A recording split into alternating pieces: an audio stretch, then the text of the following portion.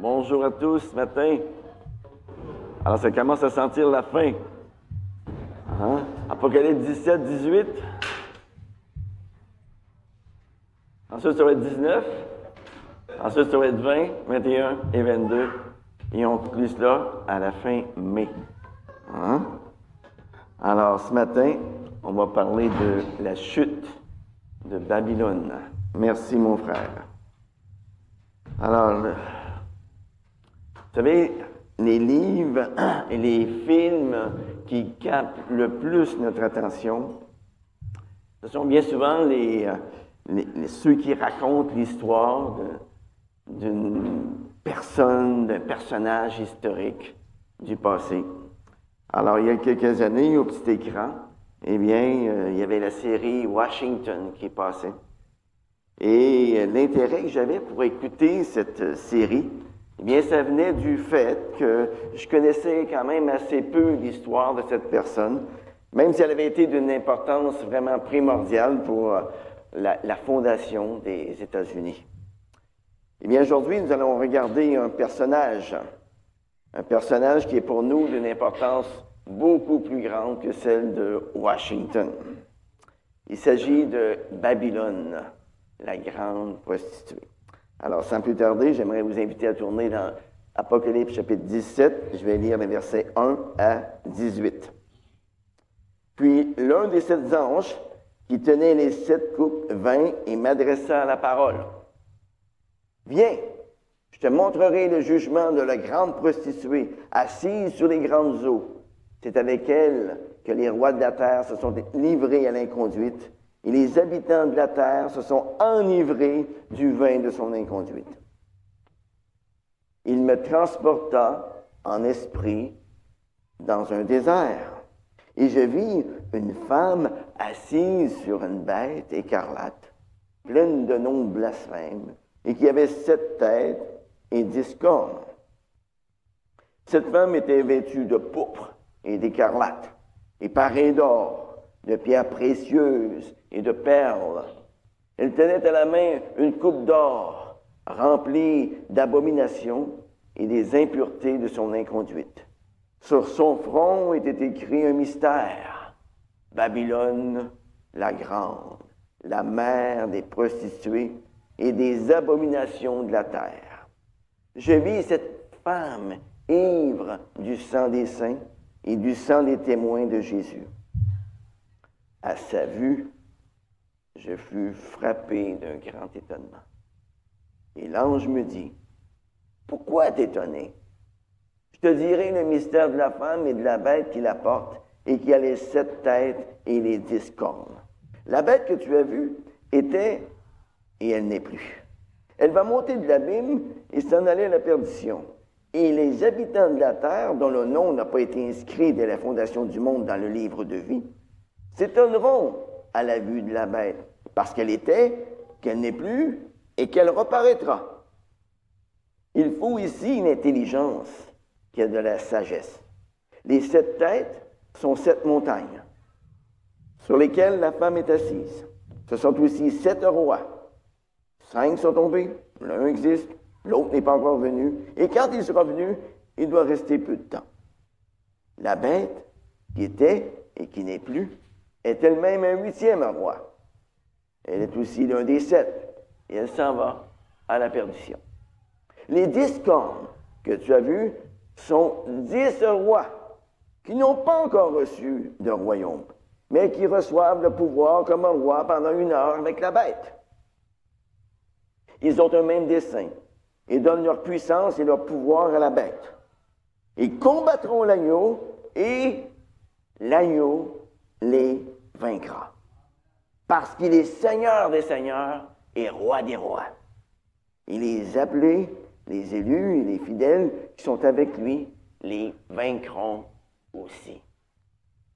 Il me dit, les eaux que tu as vues, sur lesquelles la prostituée est assise, ce sont des peuples, des foules, des nations et des langues. Les 10 cornes que tu as vues et la bête haïront la prostituée, la dépouilleront et la mettront à nu, mangeront sa chair et la consumeront par le feu. Car Dieu a mis dans leur cœur d'exécuter son dessein. D'exécuter un même dessein et de donner leur royauté à la bête jusqu'à ce que les paroles de Dieu soient accomplies. Et la femme que tu as vue, c'est la grande ville qui a la royauté sur les rois de la terre. Dans les derniers chapitres de l'Apocalypse, 2 villes nous sont présentées sous forme de tableau.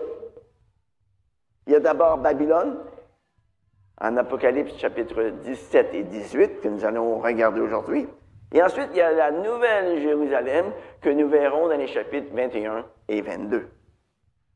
Et en comparant ces 2 tableaux, on est frappé par les immenses contrastes qu'il peut y avoir entre ces 2 villes. Ce matin, nous allons nous attarder à la première ville, Babylone. Les premières mentions de Babel ou de Babylone dans la Bible se retrouvent en Genèse chapitre 10, verset 10 et en Genèse chapitre 11, verset 9. Et de là, nous apprenons que bien longtemps, après le déluge, des hommes ont voulu construire une tour qui aille jusqu'au ciel. Dieu, ce qu'il voulait, c'est que l'homme se répande sur toute la surface de la terre, qu'il la remplisse. Mais dans leur orgueil, les hommes ont voulu défier Dieu en se rebellant contre sa volonté. Fondée au 3e millénaire avant Jésus-Christ, Babylone va connaître son apogée, son heure de gloire, sous le règne de Nebuchadnezzar, qui a régné de l'an 605 à l'an 561 avant Jésus-Christ. À ce moment-là, l'ancienne Babylone, en Mésopotamie, était devenue la capitale politique, commerciale, religieuse d'un empire mondial. Elle était réputée pour son luxe et pour sa très grande dépravation morale. Babylone était un bastion de l'occultisme, dont les pratiques ont été diffusées un peu partout et qui infestent encore de nos jours nos sociétés dites modernes et libres. C'était une société dominée par la divination, par les pratiques magiques, par des rituels de magie noire et par l'adoration de différents dieux. J'aimerais juste vous en présenter quelques-uns. Il y avait d'abord Marduk, qui était considéré comme étant la principale divinité de Babylone. Il y avait Nabu, le dieu de la sagesse, de l'écriture et des arts. Il y avait aussi Ishtar, la déesse de l'amour et de la fertilité. Il y avait Nergal, le dieu de la guerre et de la peste. Il y avait Sin, le dieu de la lune. Et ces dieux, ces différentes déesses, jouaient un rôle crucial dans la vie quotidienne, les rituels religieux et les croyances des Babyloniens. À l'époque du prophète Daniel, le peuple d'Israël a dû vivre en captivité à Babylone pendant 70 ans. Et les Israélites ont été continuellement confrontés à toute l'immoralité qui se vivait au sein de la ville. Mais près de 700 ans plus tard, on se retrouve à l'époque de l'apôtre Jean. Et là, la ville de Babylone n'est vraiment plus ce qu'elle était.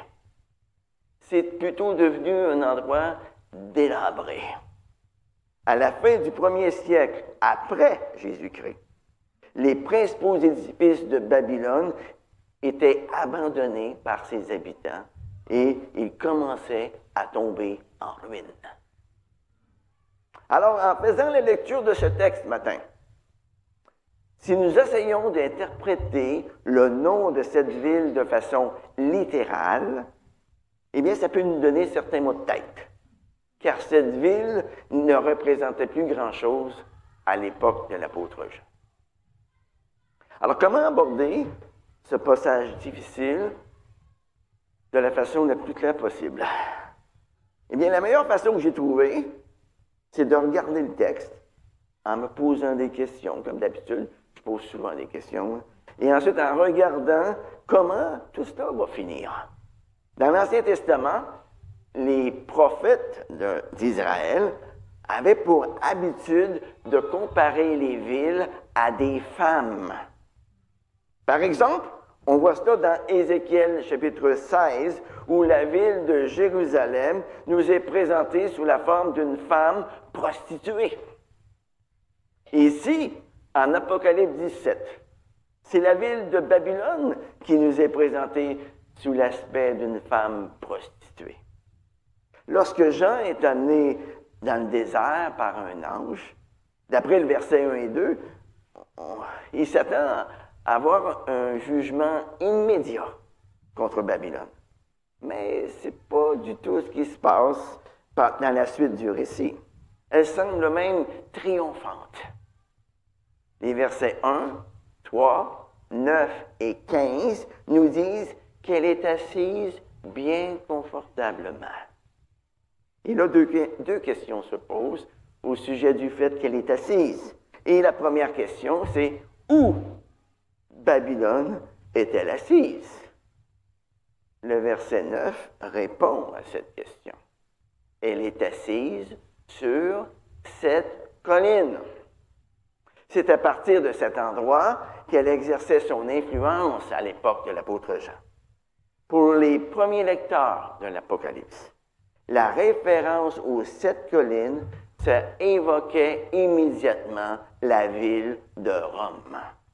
D'ailleurs, beaucoup d'écrivains romains du 1er siècle avant Jésus-Christ, Cicéron et Virgile, entre autres, désignaient la ville de Rome comme étant la ville aux 7 collines. Et à la fin du 1er siècle, l'Empire romain avait placé les Juifs dans la même situation que les Israélites l'avaient été 700 ans plus tôt, sous la domination de Babylone. Et tout comme Babylone avait détruit Jérusalem et son temple en 586 avant Jésus-Christ, qu'elle avait envoyé ensuite les Israélites en exil, eh bien, de la même manière, Rome avait, elle aussi, détruit Jérusalem, tout Jérusalem, en l'an 70 de notre ère, après Jésus-Christ. Et elle avait aussi envoyé en exil les Juifs qui habitaient la Palestine. Mais en plus de cela, les chrétiens étaient cruellement persécutés à travers tout l'Empire romain. Alors pour les Juifs et les chrétiens du temps de l'apôtre Jean, il n'y avait pas de meilleure illustration de ce que signifiait Babylone que la Rome de ce temps-là. Alors cette désignation, Babylone, était très, très, très courante et répandue dans les milieux juifs du 1er siècle et aussi dans les milieux chrétiens. Tous étaient très familiers avec ce nom symbolique. D'ailleurs, l'apôtre Pierre va utiliser ce nom dans sa première épître, au chapitre 5, verset 13, pour désigner l'endroit où il se trouve.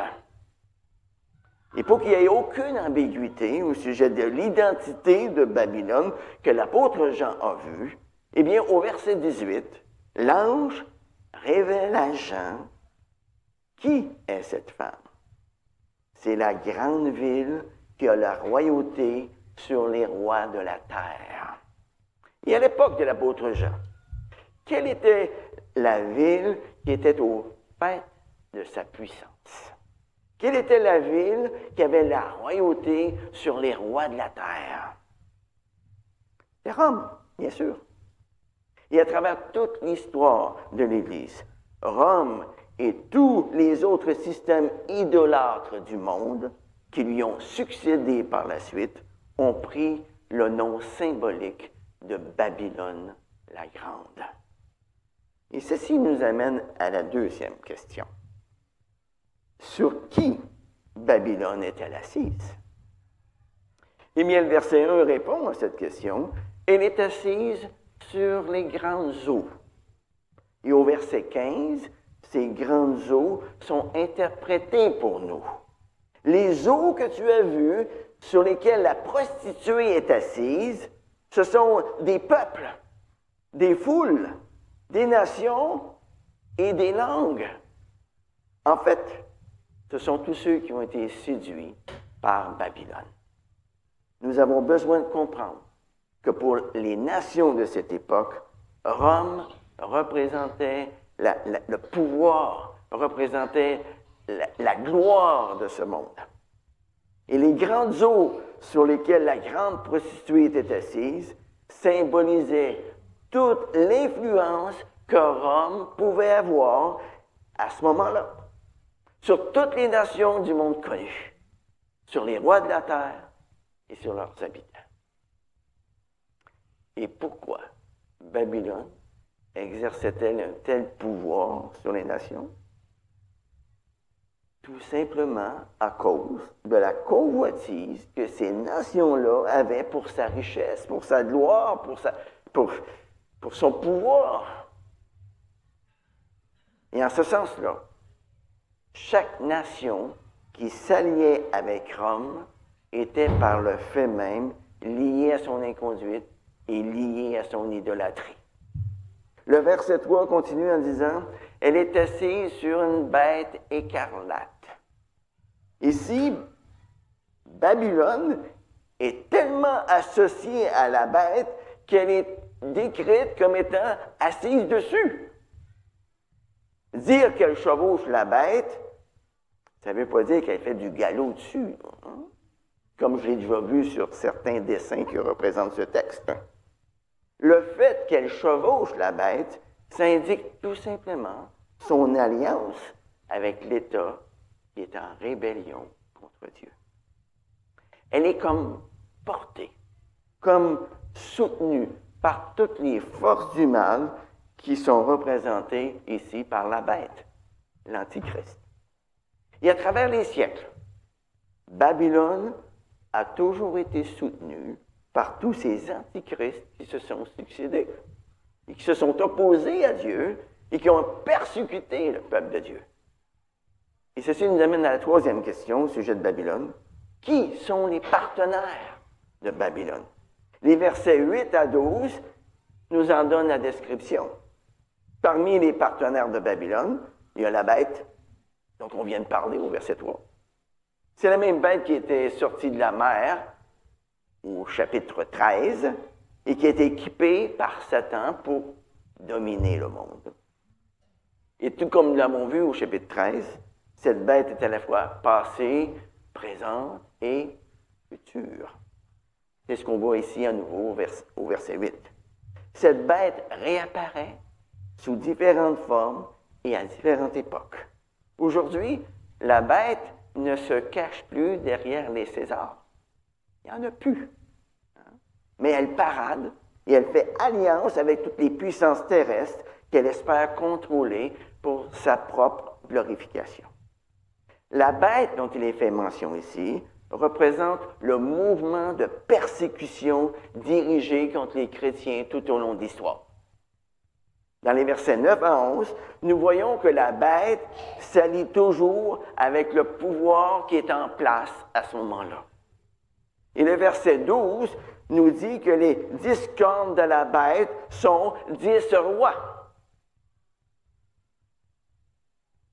J'ai entendu bien des commentaires là-dessus. Et beaucoup se sont hasardés à les nommer. Je ne vous les nommerai pas.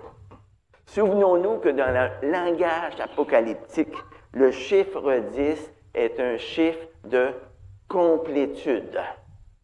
Par conséquent, lorsqu'on parle des 10 rois qui font alliance avec la bête, ce sont en fait un nombre complet de rois qui se sont alliés à la bête pour oppresser et pour persécuter le peuple de Dieu à travers les siècles.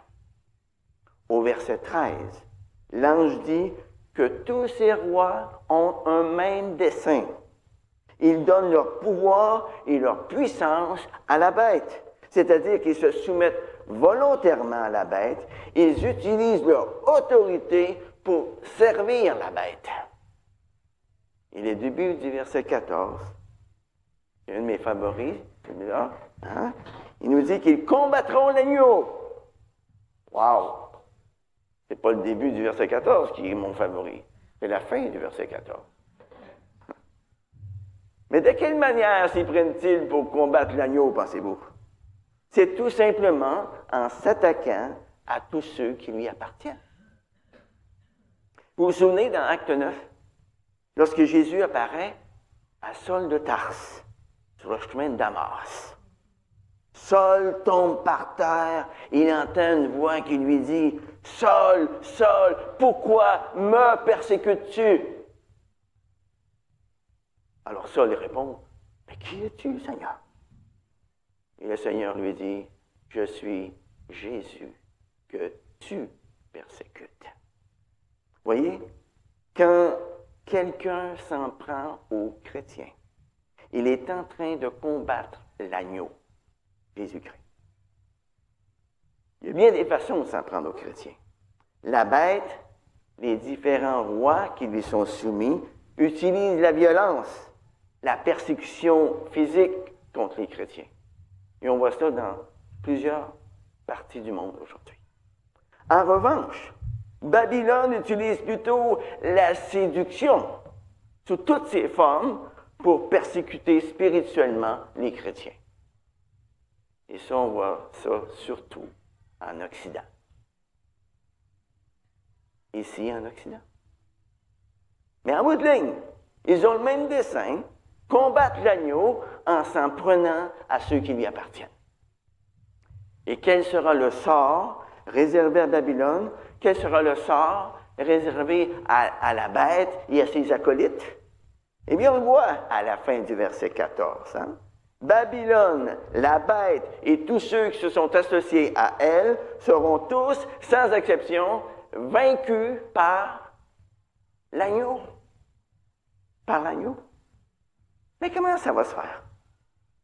Eh bien, en ce qui a trait à Babylone, on va le voir au verset 16 et tout au long du chapitre 18. Ensuite, au chapitre 19, eh bien, nous verrons ce qui va arriver à la bête, aux faux prophètes, à tous les rois de la terre qui leur ont prêté leur allégeance. Il y a tous ceux qui les suivent. Et ensuite, au chapitre 20, nous verrons ce qui va arriver au dragon, Satan. Mais d'abord, regardons ce qui va arriver à Babylone, au verset 16.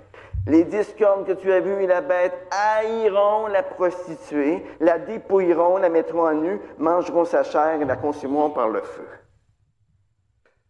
Plutôt étonnant, n'est-ce pas?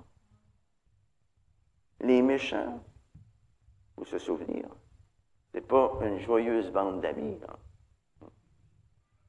Mais précisément parce qu'ils sont méchants, ils cèdent bien souvent à la jalousie, à la haine, de sorte que lorsque la haine mutuelle atteigne leur point culminant, ils se détruisent les uns les autres. C'est ce que nous voyons à travers l'histoire de l'humanité. Le verset 17 nous dit que Dieu a mis dans leur cœur d'exécuter son dessein. Les pouvoirs du mal ne peuvent d'aucune manière compromettre les jugements de Dieu. Le chapitre 18 est une image de ce qui est arrivé aux anciennes Babylone et de ce qui va arriver à la Babylone actuelle. Tout comme les villes séductrices de Babylone et de Rome et de toutes celles qui leur ont succédé dans le passé sont tombées, eh bien la Babylone actuelle tombera, elle aussi, de la même manière. Dans ce chapitre, Dieu adresse à nouveau une invitation à son peuple. Regardez les versets 1 à 5. Après cela, je vis descendre du ciel un autre ange qui avait une grande autorité, et la terre fut illuminée de sa gloire. Il cria d'une voix forte, « Elle est tombée! Elle est tombée! Babylone la grande! Elle est devenue une habitation de démons, un repaire de tout esprit impur, un repaire de tout oiseau impur et détesté. Parce que toutes les nations ont bu du vin de la fureur de son inconduite, que les rois de la terre se sont livrés à l'inconduite avec elle, et que les marchands de la terre se sont enrichis par la puissance de son luxe. Et j'entendis du ciel une autre voix. Sortez du milieu d'elle, mon peuple, afin de ne point participer à ses péchés, de ne pas recevoir votre part de ses plaies, car ses péchés se sont accumulés jusqu'au ciel, et Dieu s'est souvenu de ses injustices.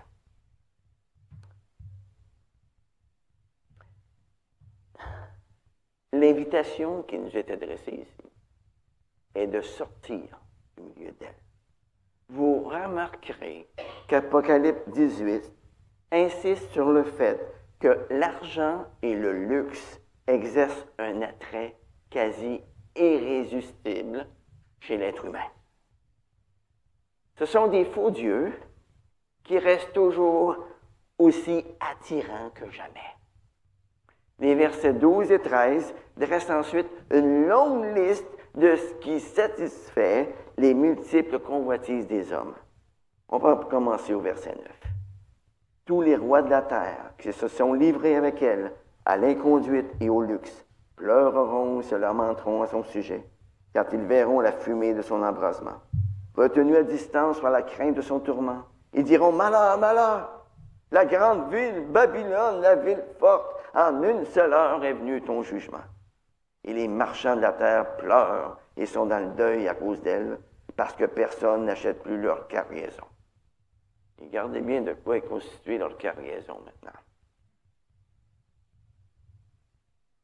Cargaison d'or en premier, d'argent, de pierres précieuses, de perles, de fin lin, de pourpre, de soie, d'écarlate, de tout bois de senteur, de tout objet en ivoire, de tout objet en bois très précieux, en bronze, en fer, en marbre, de la cannelle, des aromates, des parfums, de la myrrhe, de l'encens, du vin, de l'huile, de la fleur de farine, du blé, des bœufs et des brebis, des chevaux, des chars, des corps et des âmes d'hommes.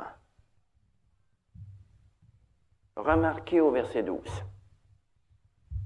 qu'en haut de la liste des priorités des hommes, ce qui est le plus estimé par eux, et ce qui vient en premier, c'est quoi?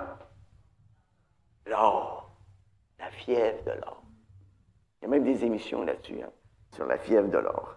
Et cette longue liste se termine au verset 13 parce qu'il y a le moins de prix aux yeux des hommes et qu'il y a tant de prix pour Dieu, les âmes des hommes. À travers l'histoire, différents empires antichrists, avec leur Babylone, se sont succédés. Ils ont manifesté leur hostilité envers Dieu et envers ceux qui lui appartiennent. Ils ont opprimé le peuple de Dieu de toutes sortes de manières. Ils ont bien souvent fait couler le sang innocent. Mais la vision que Dieu accorde à l'apôtre Jean au chapitre 18 nous rappelle que c'est lui qui est le Seigneur du monde. Il est le roi des rois. Dieu est plus fort que toutes les puissances impies qu'il peut y avoir dans ce monde. Et Dieu ne laissera pas le péché impuni. Dieu est juste. Et ce constat, eh bien, ça devrait avoir pour effet de nous consoler lorsque nous sommes opprimés ici-bas. Bon, maintenant, qu'est-ce que Babylone symbolise pour nous aujourd'hui? Eh bien, je peux vous dire une chose, c'est qu'elle symbolise pas mal de choses.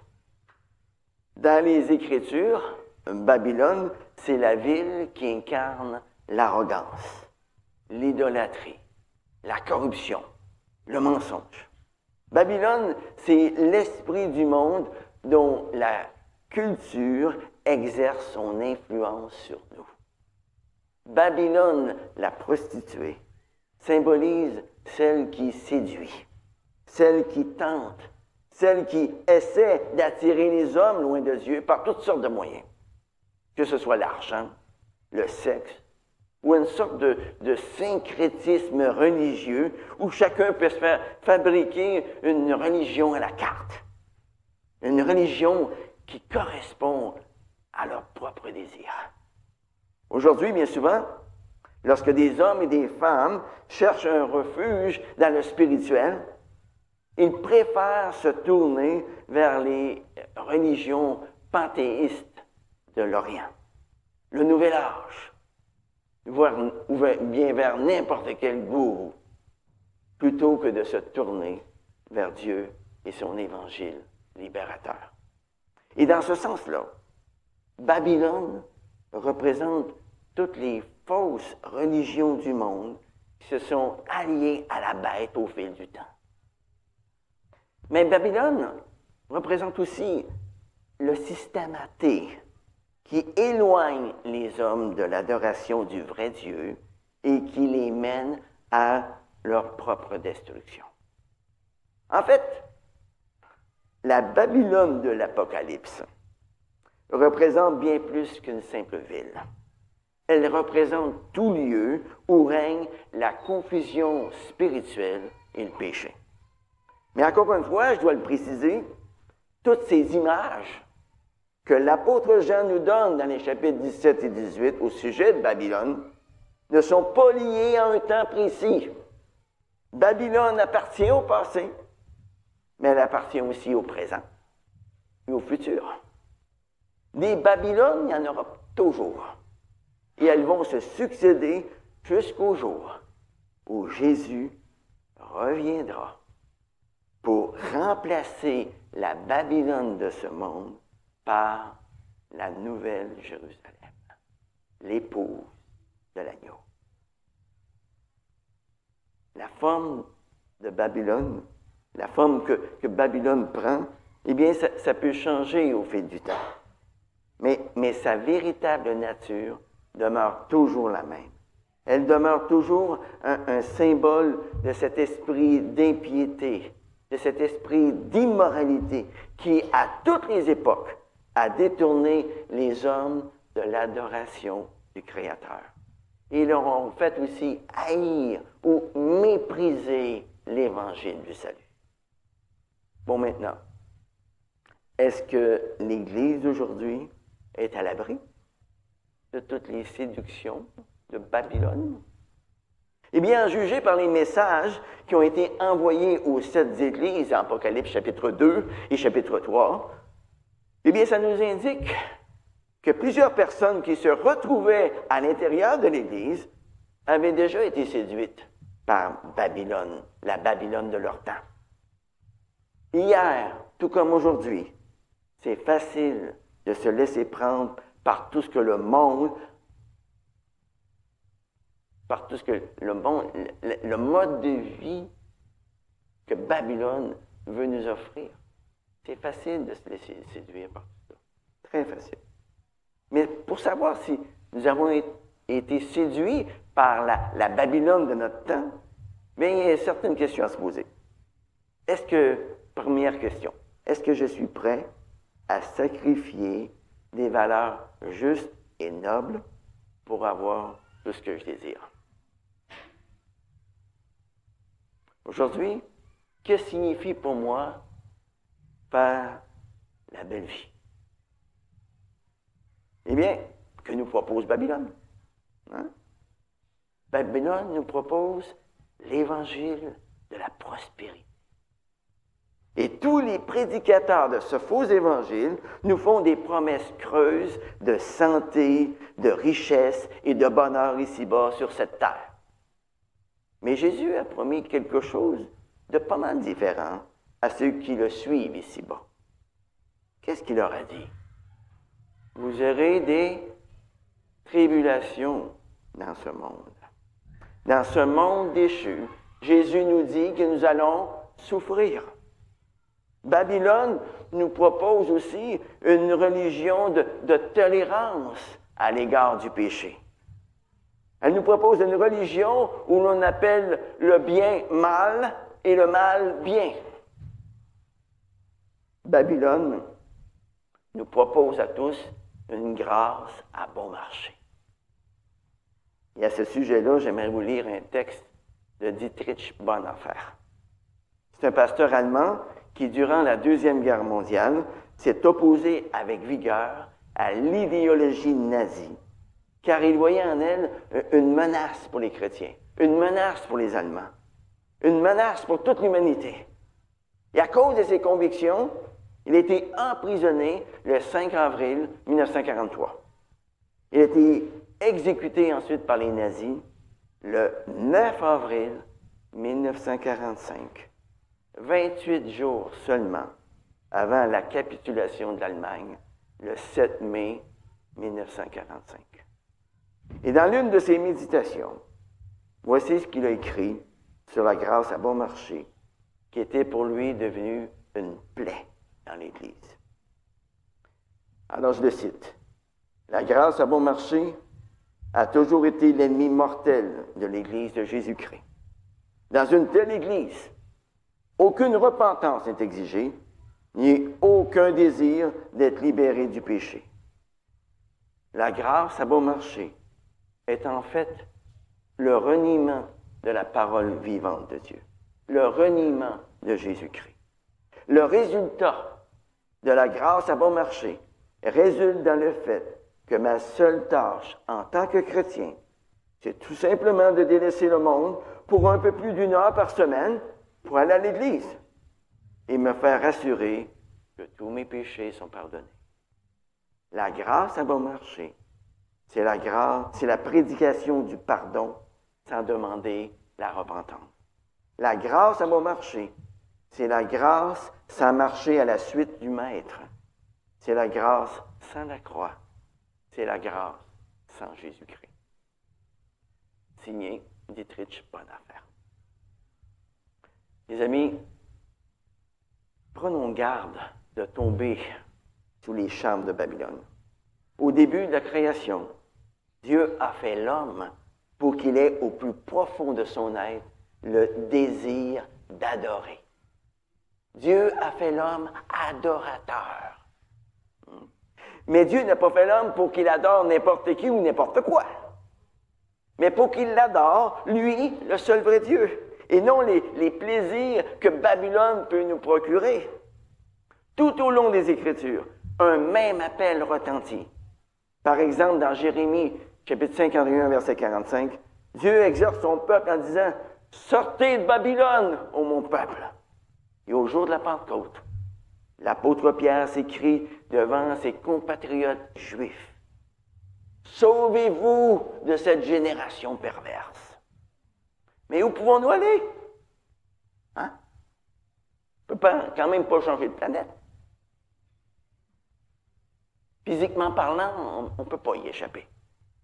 Peu importe où vous allez sur cette planète, vous allez toujours vers un autre type de paganisme. Ben, est-ce que ça veut dire d'aller dans une église pure?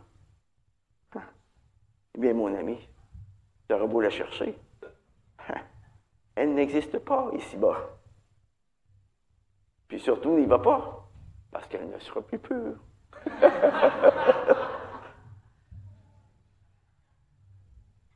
Mais sortir de Babylone, ça veut dire quoi au juste? Ça veut tout simplement dire ne participe pas à ses péchés. Et cela, même si ça t'amène à être persécuté et même mis à mort. Sortir de Babylone, c'est d'être animé de la pensée qui était en Jésus-Christ.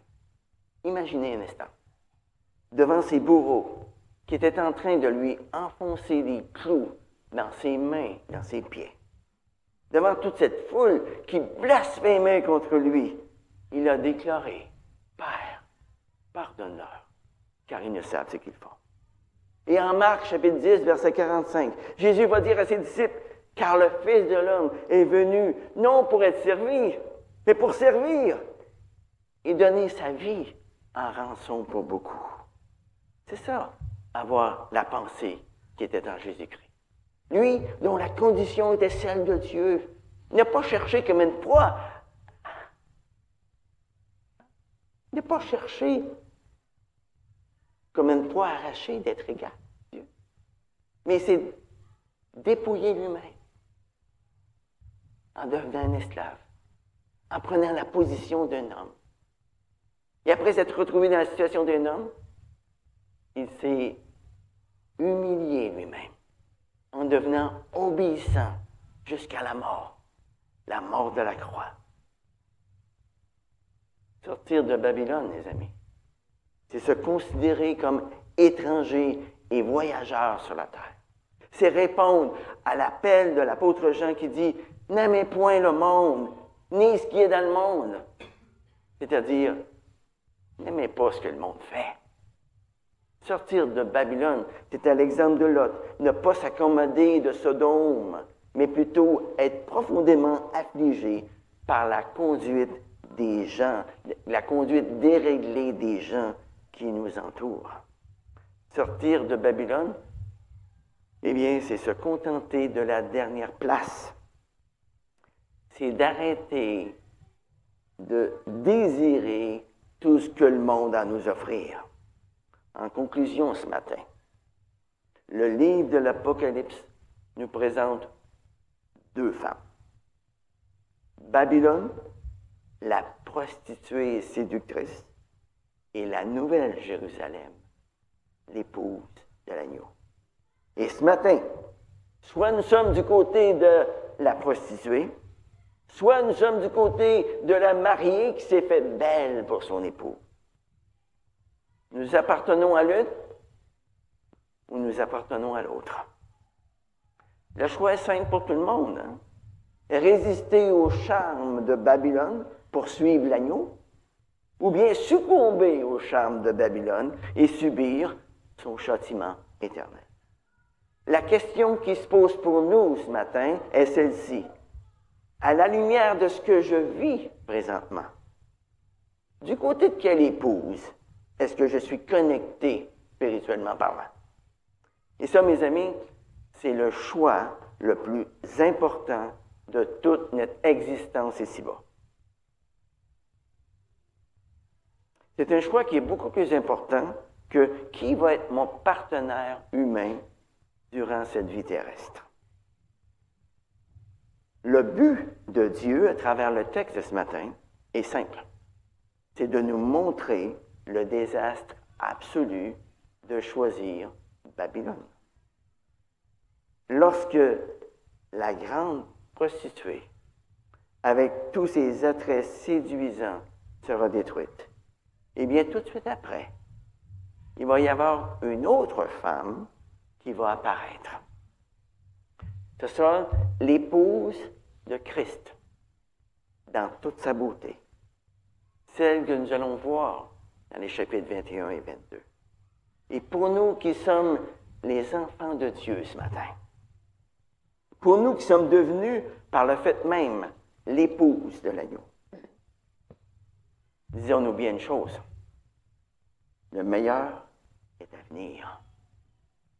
Et par conséquent, en tant qu'épouse de l'agneau, encourageons-nous les uns les autres à lui faire confiance devant chaque difficulté qu'on rencontre ici-bas. Exprimons-lui aussi toute notre reconnaissance, sachant qu'il va mener toutes choses à bonne fin. Prions. Seigneur notre Dieu, nous reconnaissons que nous faisons face à chaque jour à toutes sortes de séductions de la part de Babylone. Seigneur, nous implorons ta protection contre les faux évangiles de Babylone, tels que l'évangile de la prospérité, l'évangile de la grâce à bon marché dont nous avons parlé. Seigneur, éloigne de nous la tentation de nous sentir à l'aise dans cette société de surconsommation, d'immoralité. Éloigne de nous la tentation de sacrifier des valeurs justes, des valeurs nobles pour avoir tout ce que nous désirons. Éloigne de nous, Seigneur, la tentation de rechercher le bonheur en dehors de toi. Oui, Seigneur, nous reconnaissons ce matin, une fois de plus, que le vrai bonheur, c'est te connaître, c'est t'aimer, c'est de te servir.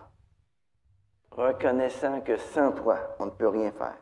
Pour affronter les forces du mal qui s'acharnent contre nous à chaque jour, eh bien, Seigneur, donne-nous la sagesse de garder nos yeux fixés sur toi et sur tes promesses. En ton nom et pour ta gloire, nous te prions. Amen.